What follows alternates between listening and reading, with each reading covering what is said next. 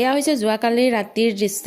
ধৰ্মপুৰ সত্ৰৰ পৰা অস্থায়ী ভাগৱতখন নাম গুণেৰে সৈতে পালনামস্থলীলৈ লৈ অহা হৈছে। আমাৰ অভয়াপুৰী ধৰ্মপুৰ ৰাস মন্দিৰৰ প্ৰাংগণত পালনাম হৈ আছে আৰু যোৱাকালি আছিলে অধিবাস আৰু আজি ৰাতিপুৱাৰে পৰা নাম চলি আছে আৰু অহাকালি আছে নগৰ কীৰ্তন আৰু তাৰ পিছত পালনামৰ সামৰণি অনুষ্ঠান।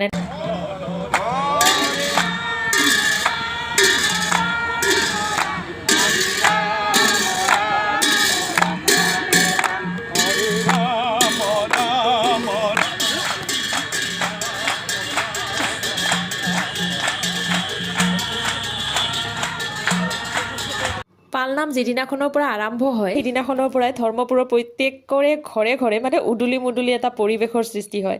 মানে বিয়া হৈ যোৱা প্ৰায়বোৰ ছোৱালীয়ে ঘৰলৈ আহে পালনামত সেৱা লোৱাৰ উদ্দেশ্যেৰে আৰু এইপিনে ঘৰতো পুৰা পিঠা লাৰু বনাই একদম ৰেডি কৰি ৰাখে যাতে আলহী অতিথি আহিলে খাব দিব পাৰে। এটা বেলেগ ধৰণৰ পৰিৱেশৰ সৃষ্টি হয় আৰু এখেতে কোৱা মতে আগত হেনো আৰু বেছি আছিলে। এতিয়া সকলোৰে ব্যস্ততা বাঢ়ি গৈছে, কিন্তু তাৰ মাজতে যোনে যেনেকৈ পাৰে তেনেকৈ পালনামত আহি অংশগ্ৰহণ কৰে।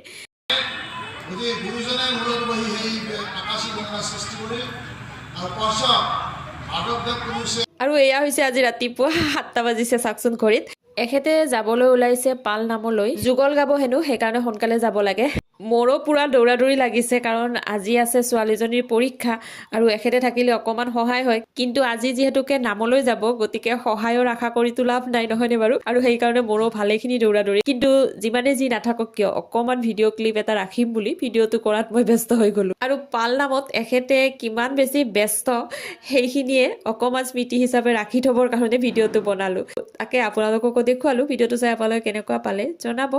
আৰু এখেতে যোৱাৰ পিছত ময়ো গ'লো পাকঘৰলৈ, ৰন্ধা বঢ়া কামত লাগি গ'লো। ছোৱালীৰ যিহেতুকে পৰীক্ষা আছে গতিকে আজিৰ কাৰণে ইমানতে শেষ কৰোঁ। আপোনালোকৰ মাজৰ পৰা বিদায় মাগো। আকৌ আহিম আপোনালোকৰ মাজলৈ নতুন এটা ভিডিঅ' লৈ। যদি মোৰ এই ভিডিঅ'টো চাই আপোনালোকে ভাল পালে তেতিয়াহ'লে লাইক কমেণ্ট শ্বেয়াৰ সকলো কৰি দিব। আজিলৈ আহিলোঁ, বাই বাই।